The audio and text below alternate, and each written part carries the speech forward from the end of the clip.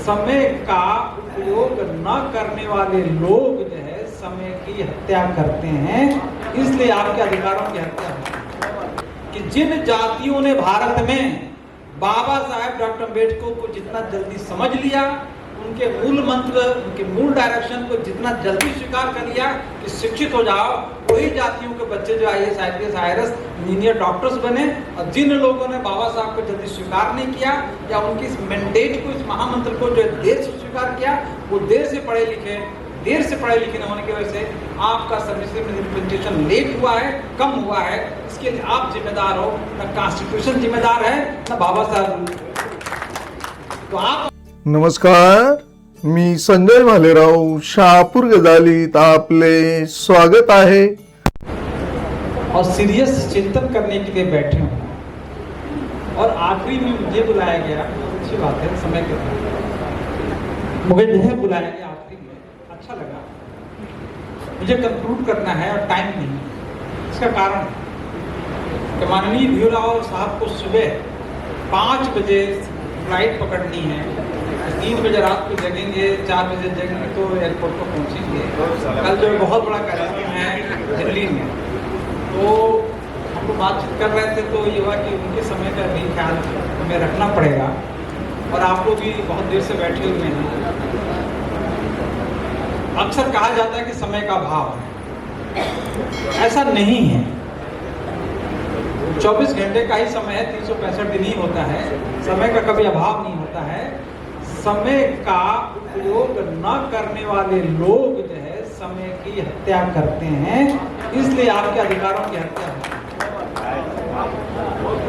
यदि 5 बजे कार्यक्रम है तो 5 बजे में आ गए, 5:01 पर आ गया तो 1 मिनट लेट हुआ था, क्योंकि रास्ते में हमारा ड्राइवर बोला कि मुझे भूख लगी है, चाय पी लूँ, इसलिए 1 मिनट लेट है। जब 5 मिनट 5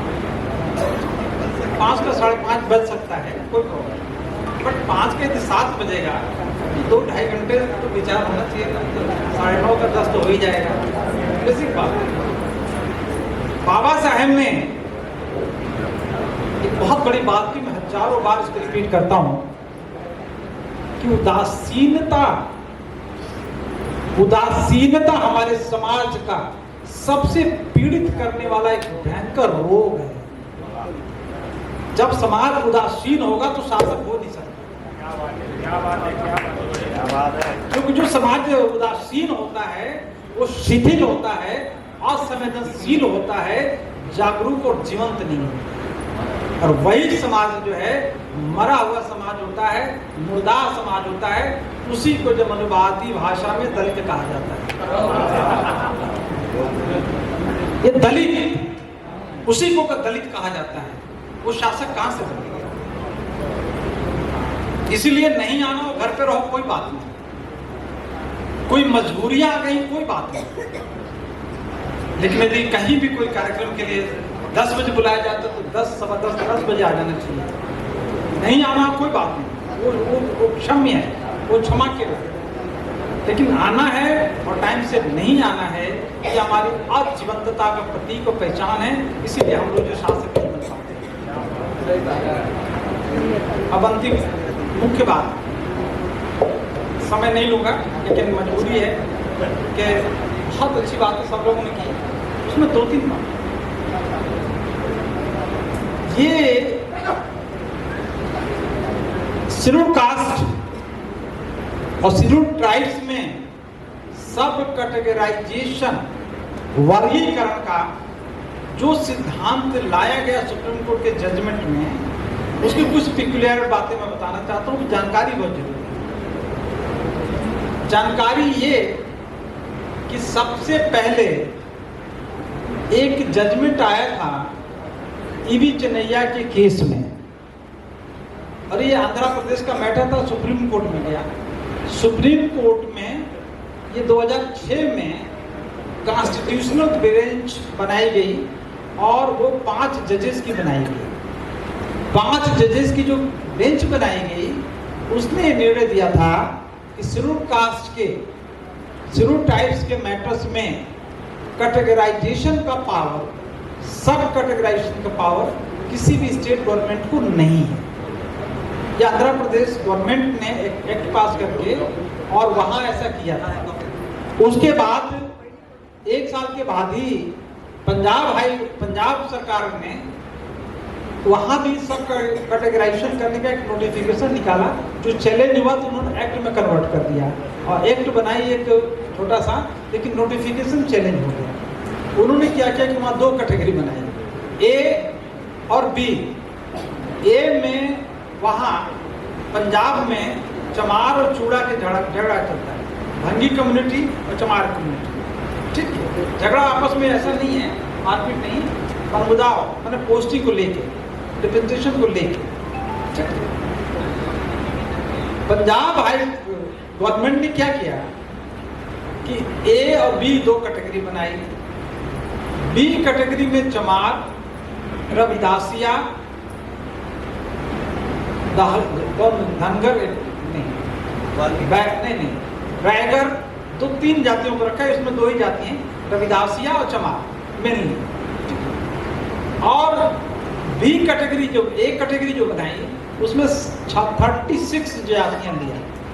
उसमें भंगी, वाल्मीकि, हेला और ऐसे बहुत सारी जातियां हैं। तो 36 जातियों को एक कैटेगरी में रखा। अब बोला कि 50-50% बांट, 50% बांट दो। सिर्फ जो चमार को 50%, 22% मीन्स 5-14%, 14.5% में से, और बाकी में से जो 50% जो 36 जातियों को दे दो। तो वहाँ के एक आदमी ने चैलेंज किया कि ये हमारे में बंटवारा हो रहा है, क्यों कि भंगी कम्युनिटी के लोग, वाल्मीकि कम्युनिटी के लोग, चमार जाति के लोग अब वहाँ यूनाइटेड होने लगे थे, क्योंकि दोनों की जनसंख्या पंजाब में 38% से लेकर 41% है दोनों की, और सरकारें जो 26 से 32% पे बनती हैं। तो जो ही जागरूकता फैलाई गई है वामसिप के द्वारा, जो है पूरे पंजाब में जब दौरा शुरू हुआ, तो वहाँ की वाल्मीकि कम्युनिटीज ने एक निर्णय लिया कि हम लोग दोनों साथ में रहकर यदि चुनाव लड़ें तो यहाँ हमेशा शेड्यूल कास्ट का ही शासन रहेगा, दूसरे का हो ही नहीं सकता पंजाब में। ये बात जट्टों को पता चल गई, जट्ट लोगों को पता चला, जट्टों ने निर्णय ले लिया कि दोनों के बीच में यदि बंटवारा नहीं करेंगे अगले 50 साल तक हम शासक हो ही नहीं सकते। फिर वहां से ये उनका कीड़ा शुरू किया कि दोनों के बीच में डिफरेंसेस कैसे दे दिए। इसीलिए वहाँ चन्नी जब सीएम बनाए गए तो सारे वाल्मीकि विरोधी हुए, और वाल्मीकि के सपोर्ट में चमार जो है वहाँ इतना रहे, जितना बढ़िया कार्डर जो पंजाब में होता रहा।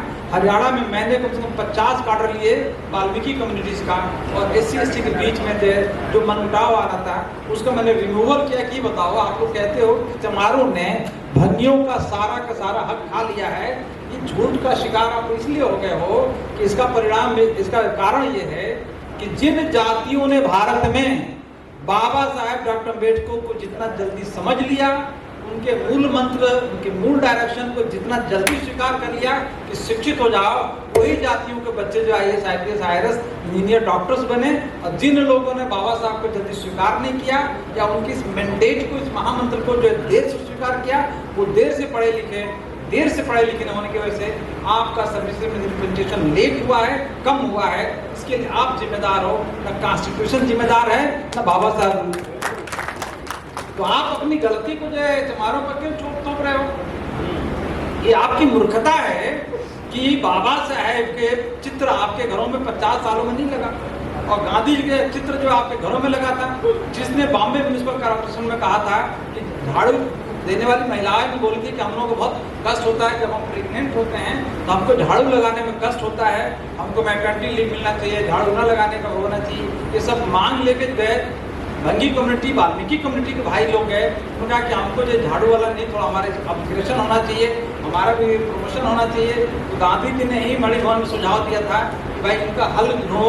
BMC भारत, यही बॉम्बे म्युनिसिपल कॉर्पोरेशन ने कहा था कि भाई इनके हाथ में छोटा झाड़ू, इसलिए झुक के झाड़ू लगाना होता है, इनके झाड़ू को जो है बड़ा डंडा दे दो, और बड़ा डंडा होगा तो लेडीज भी ऐसे करके भी झाड़ू लगा लेंगे। तो वो झाड़ू लंबा हो गया, और ऐसे करके प्रेग्नेंट होकर भी झाड़ू लगाओ। मतलब गांधी जी ने तुम्हें झाड़ू दिया, उसका चित्र अपने घरों में लगा लिए, और बाबा साहब ने जो तुम्हें कलम का सिपाही बनाया, तो बाबा साहब के मैंने हरियाणा में कही है, मैंने कहा नाराज मत होना भाई, एक ही खून है, एक ही ब्लड है। ये बात को समझाने के लिए मैं कह रहा हूँ।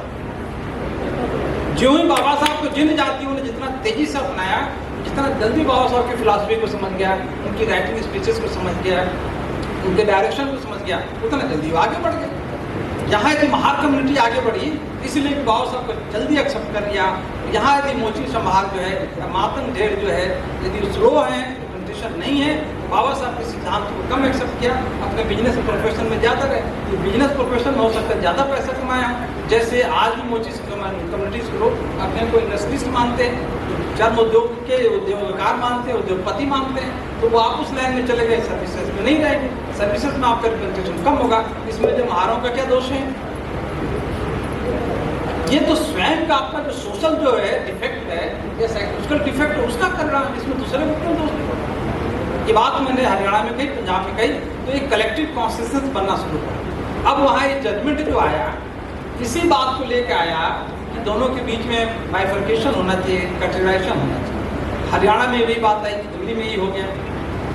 अब इसकी जेनेसिस में बता दूं, फिर 2 ही मिनट में अपनी दूसरी बात कह दूंगा। जेनेसिस ये है कि पिछले 25 सालों से आरएसएस वाले लगातार ये कह रहे हैं कि शेड्यूल्ड कास्ट में कुछ जातियां बहुत आगे बढ़ गई हैं, बैकवर्ड कम्युनिटीज में कुछ जातियां बहुत आगे बढ़ गई हैं।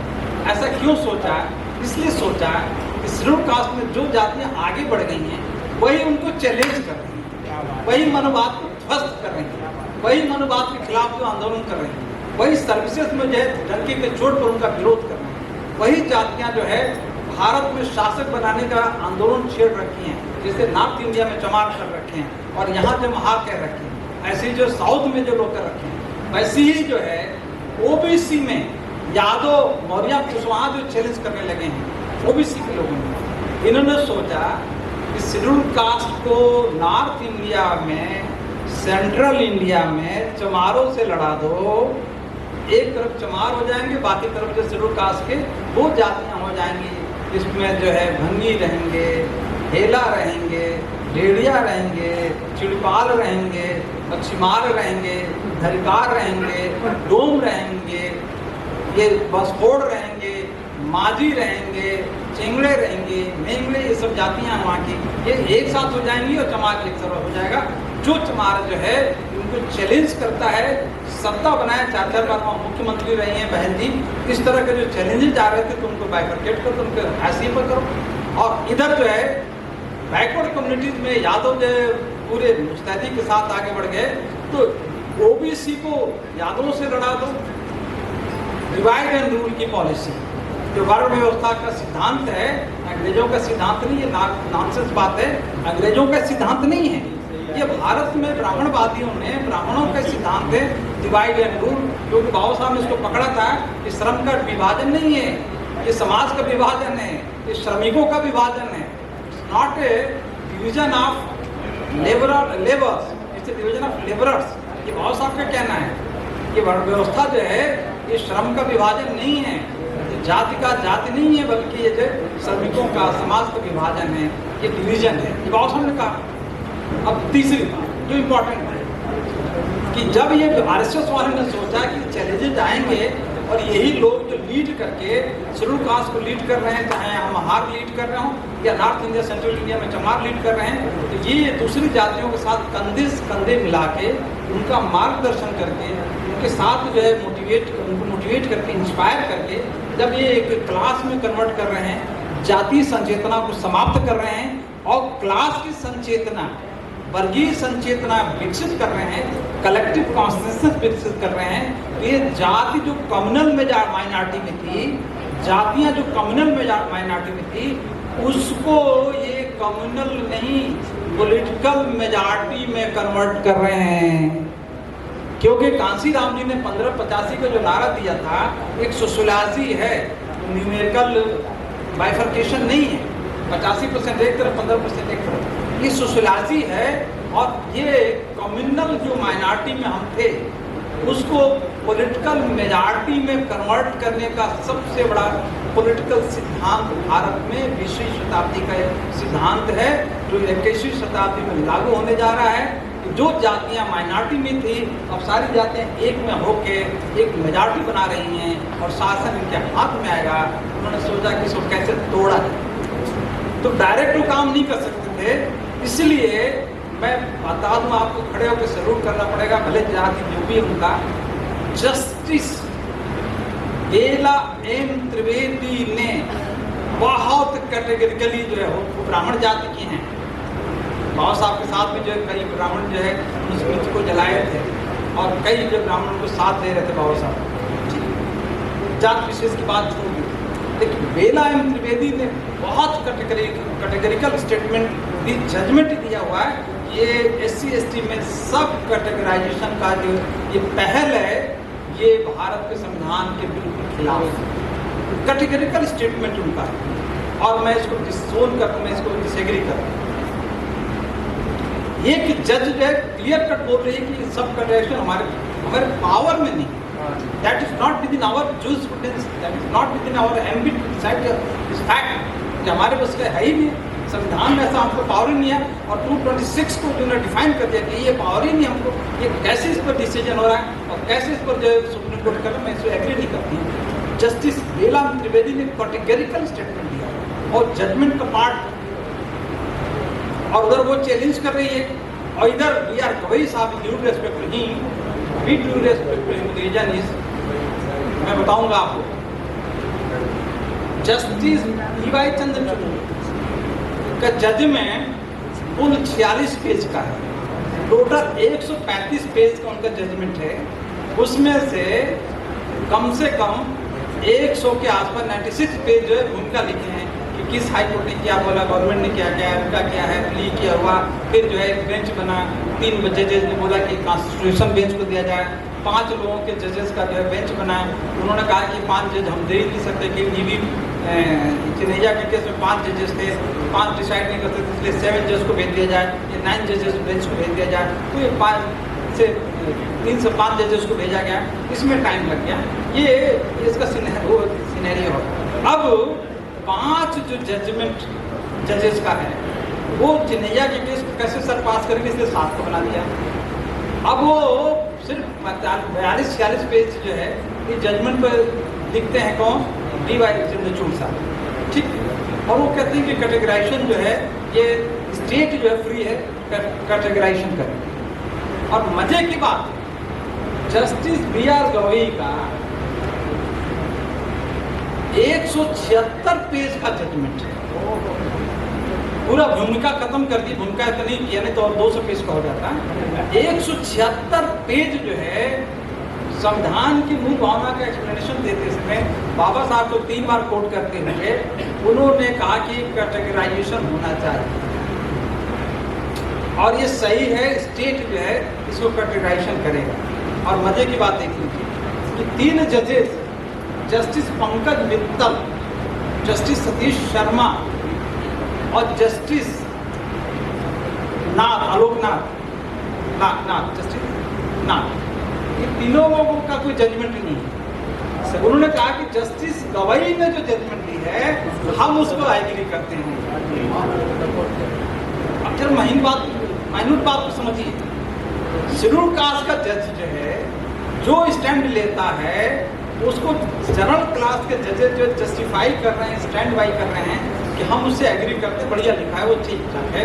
उन्होंने ये नहीं लिखा, मैं बता दूं, बड़ा डंके की चोट पर आप पढ़ो, मैं वही देख के ढूंढ रहा था कि आपको दिखा दूं सकते हैं, वो कहीं नहीं लिखा कि DY चंद्रचूड़ ने जो जजमेंट दी है हम उसको एग्री करते हैं, कहीं नहीं लिखा। वो कहते चीफ जस्टिस आमिर का है, लेकिन BR गवई ने लिख दिया है हम उससे ज्यादा एग्री करते हैं, वो ज्यादा हमारे लिए। कैसे इसको कहते हैं, legal capitalization, tactful capitalization of your thought. आपने जो गलती किया हम उसका फायदा उठा लेंगे कि आपका टिकट बाइक जो नीचे गिर गया, हम देख रहे हैं कि ट्रेन के नीचे गिरा हुआ, फिर भी TT कहता कि 500 रुपया दो, नहीं टिकट है नहीं तुम्हारे पास, तो है टिकट नहीं पुराने ज़माने में वो पैसा वसूल लेता था क्योंकि आपकी गलती का फ़ायदा उठा रहा है। इसको कहते हैं कैपिटलाइजेशन ऑफ जो है एंड एडवर्स सर्कमस्टांसेस। जब कैपिटलाइज कर दिया, उन्होंने जजमेंट दिया, इनको ये बोला था कि जस्टिस DY चंद्रचूड़ ने जो स्टैंड ली है हम उसके एग्री करते हैं। उन्होंने कहा नहीं, गाली पड़ेगी, बाद में गाली पड़ेगी। जस्टिस बी आर गवई ने जो जजमेंट दी है, ठीक है, हम उसको मानते को सही है और उसको एग्री करते हैं। अब आपकी जानकारी के लिए बता दें, मोबाइल दीजिए, ये जानना जरूरी है। टाइम कितना भी जाए हम रात रात तो सकते हैं, ऐसे जो है ऐश नहीं करते हैं। एक इम्पॉर्टेंट बात बता दूं, इसी बात को लेके मैं अपना संविधान, भारत का जो संविधान है, इसकी जेनेसिस क्या है, इसका ओरिजिन्स क्या है, इसकी प्रिंसिपल्स क्या है, ये मैंने किताब लिखी जानबूझ के। मुझे पता था कि इस तरह के सिचुएशंस आने वाले हैं। और आपकी जानकारी के लिए बता दूं कि मैंने इंडियन कॉन्स्टिट्यूशन के जेनेसिस पर रिजर्वेशन की जो पूरे इसमें हमने 70 पेज लिखी, रिजर्वेशन कहाँ से आया। ये रिजर्वेशन शब्द नहीं आया, ये रिप्रेजेंटेशन है, तो मैंने यहाँ से लिखा 70 पेज। और ये लिखा कि 1831 से रिजर्वेशन शुरू हुआ, 1831 2026 में वहाँ से शुरू हुआ।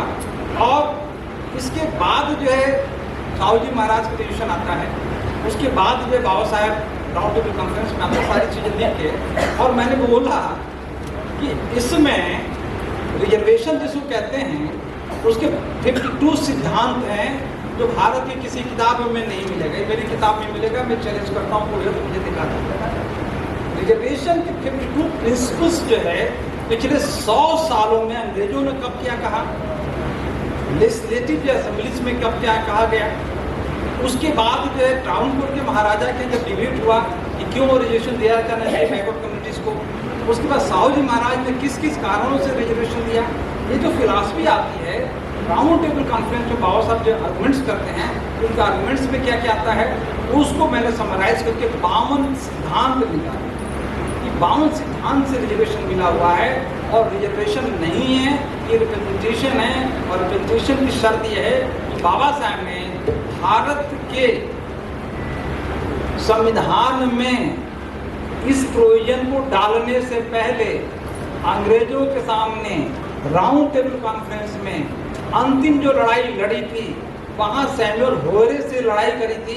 हमने 27 पेज का जो प्रेजेंटेशन दिया है, आपने हमारे अपने रिपोर्ट में नहीं डाला है, इसलिए मैं इसका बहिष्कार करता हूँ।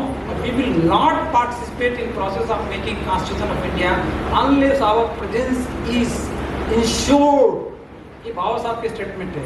उन्होंने पूछा कि आपको प्रॉब्लम्स क्या है, तो बाबा साहब ने कहा था हमारा प्रॉब्लम ये है कि I want representation in government services and in executives and participation in governance।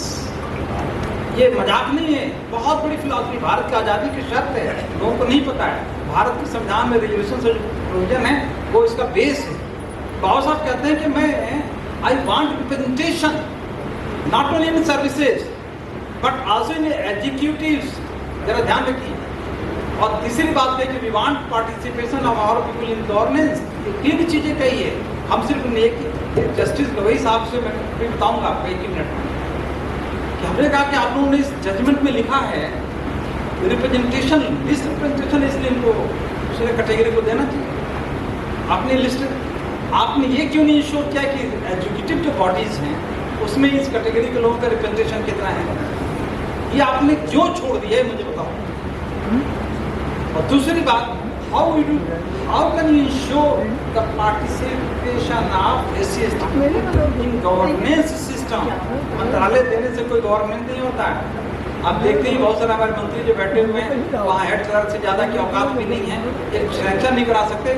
5 crore रुपया तो देने की औकात नहीं, 5 लाख रुपये भी देने की औकात नहीं है, किसी को लेटर फॉरवर्ड करने की औकात नहीं है। सारे PhD है जो सब RSS के लोग बैठे हैं, कि किसी की कोई औकात नहीं, उनसे खुद मिलिए, बातचीत करिए, खुद एक्सेप्ट करते हैं कि हमसे ये नहीं हो पाएगा। तो तुमसे हो ही नहीं पाएगा, तुम मिस्टेक इस बात का इसलिए कि तुमको सरकार में डाल के तुम्हारे हाथ से शासन छीन लिया गया। तुम सरकार में हो, शासन में थोड़े हो। शासन किसी और के हाथ में है, सरकार तुम हो। इसका मतलब है कि जैसे पहले गुलाम थे वैसे आज भी हो। ये बात अलग है कि थोड़ा बढ़िया ड्रेस में बढ़िया हो, थोड़ा गाड़ी उड़ी ठीक है, बंगला उंगला ठीक है, उससे तुम्हारा जो समाज को भला होने वाला नहीं है, न संविधान की मूल भावना देश में लागू होने वाली है। नहीं, जो गलतियाँ हो रही हैं उसको तुम चेक कर पाओगे, जो बदमाशियाँ हो रही हैं वो भी नहीं चेक कर पाओगे। ऐसे गवर्नेंस का, ऐसे मिनिस्ट्री का क्या नहीं। इसलिए ये बात जब मैंने रखी और ये मैंने क्या किया, आप ही की जानकारी के लिए बता दूं कि ये बात लेके मैं गया चीफ जस्टिस B.R. गवई साहब के पास। मैं गया और मैंने उनसे कहा कि सब मुझे 5 मिनट का टाइम चाहिए, 10 मिनट का टाइम चाहिए। मेरी किताब है संविधान पे, वो एक नई किताब लिखी है, how doctor Ambedkar is founding father of Indian nation, how is a real father of this India. और जब भारत जो है गुलाम था तो बाबा साहब ने भारत का निर्माण कैसे किया है, इसकी जानकारी पब्लिक डोमेन में नहीं, मैंने किताब लिखी है, उसकी आप भूमिका लिख देंगे तो बड़ी मेहरबानी होगी। तो टाइम मिला मुझे, है ना, जब टाइम मिला नवंबर में गया, ठीक है, ये जजमेंट अगस्त में हो गया था, ठीक है। मैं जाते ही जो है ये मैं फोटो दिखा दूँ, लेकिन लगे कि भाई ठीक ठाक बोल रहा, सच ही बोल रहा है, ठीक है। अब ये फोटो जो शुरू का है ना, और आधे घंटे के बाद क्या 20 मिनट के बाद तो फोटो देखा। मैंने कहा कि सर ये मेरी किताब है, रिजर्वेशन पर जो बड़े लोग बड़े बड़े गलतियां कर रहे हैं और ऐसी गलती कर रहे हैं, तो रिजर्वेशन को जो है समझ नहीं पा रहे हैं। और उसके बाद कैटेगराइजेशन का जो कॉन्सेप्ट अभी आया है आपके बेंच में, तो मैं उसमें सोचने में पड़ गया कि मैंने किताब पहले लिखी थी, उसको पढ़ा नहीं लोगों ने, अब तो पढ़ लेना चाहिए। मैंने 52 जो फिलॉसफी दी है कि रिजर्वेशन की ये जेनेसिस है, और ये जेनेसिस जो 150 सालों का है, अभी का नहीं। 150 सालों में किस जगह पर कौन सा आर्गूमेंट्स पर था, उसका मैंने एक मिनी रिसर्च पेपर तैयार किया है, वो मेरी किताब में है। आपकी जानकारी के लिए बता दूं, मेरे साथ एक आदमी था, अकेले में नहीं था। वो किताब पढ़ने लगे, इसमें 20 मिनट लगा है इसको पढ़ने में, और पढ़ने के बाद ये कहने लगे कि इसकी भूमिका मुझसे लिखवानी थी, पहले दे दी होती तो। हमने कहा कि हमारी किताब 2023 में आ गई थी, जजमेंट आप लोग 24 में, मुझे अफसोस है कि किताब मैंने आपको पहले नहीं। अब दूसरी बात कि जब मैंने ये बोला तो तीसरी बात बोल दी कि सर आप लोगों ने जो जजमेंट दी है उसको रीलुक करने की ज़रूरत है, क्योंकि आपने बहुत कैटेगरिकली जो ये डिनाई कर दिया है कि एम्पिरिकल डाटा गवर्नमेंट की जिम्मेदारी होती है, ठीक है। जब एम्पिरिकल डाटा जब तक गवर्नमेंट न लाए तब तक ये सब करेक्शन नहीं हो सकता है। तो दूसरे जजेज ने इसको डिफाइन क्यों कर दिया है? आपने पढ़ा दूसरे के जजमेंट कमेंट्स में, उन्होंने डिफाइन किया हुआ है।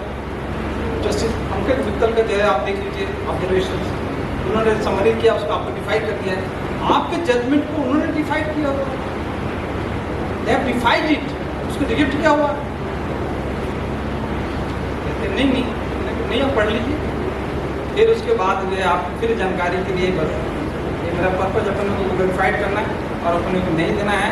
पहला वाला आपने देख लिया, अब दूसरा वाला देख लीजिए। हम भी हाथ जोड़े हुए हैं, वो भी हाथ जोड़े हुए हैं, देख लीजिए। मजाक थोड़ा करते हैं।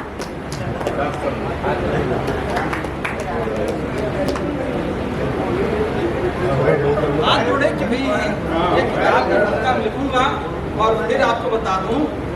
उसके बाद मेरी किताब जो गई उसकी भूमिका लिखा है और मुझे भेजा स्पेशल मैसेंजर से, ये जस्टिस गवई की मेरी किताब की भूमिका है, दूसरी किताब। Most brilliant writer had written beautiful book revealing. ये अब इसमें बहुत सारा लिखा है, इतनी तारीफ लिखी है जिसका कोई हिसाब नहीं, इतना तारीफ नॉमिनी होना नहीं चाहिए, ठीक है। बहुत तारीफ लिखा है, मैं इतना छोटा आदमी हूँ, है ना। लेकिन चीफ जस्टिस ऑफ इंडिया ने पूरा पैराग्राफ लिखा, इतना लिखा है जिसका हिसाब नहीं है। Hard embedded in this book is unique and matchless। और किताब पूरी दी और रख लिया और उसको पढ़ा। पढ़ने के 2 महीने के बाद मुझे बोला कि हम 2 महीने पढ़ने के बाद ये लिख रहा हूँ। This book is written to highlight the foundational contribution of doctor Ambedkar for making India into a nation. और बहुत सारी बातें लिखी हैं, ठीक है। ये दे दिया, ये किताब हमने दे दिया ऑफिसर्स को। लेकिन देने के बाद with due respect to him, बड़े सम्मान के साथ किताब पब्लिशर में आ गई, ठीक है। और जब 4 दिन पहले मैंने देखा कि बागेश्वर धाम के एक जो है कहाँ गए, मैंने उस सारी की सारी 1.5 लाख लगा। मैंने कहा कि रिजेक्ट कर दो, उसको डस्टबिन में फेंक दो और इसे निकाल दो, नहीं हमारी किताब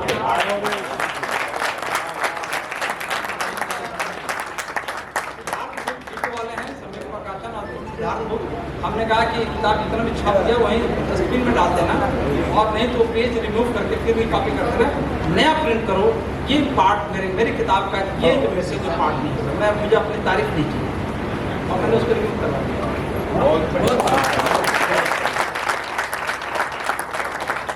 और फिर उसके बाद जस्टिस के.जी. बालाकृष्णन के पास में रिक्वेस्ट किया कि सर आप हमारी किताब भूमिका लिख सकते हैं, तो लिखो, नहीं तो बिना अपनी भूमिका कहीं के मैं किताब रिलीज करके जाओ। ताज्या घडामोडींसाठी पाहत राहा शहापूर गजाली. धन्यवाद.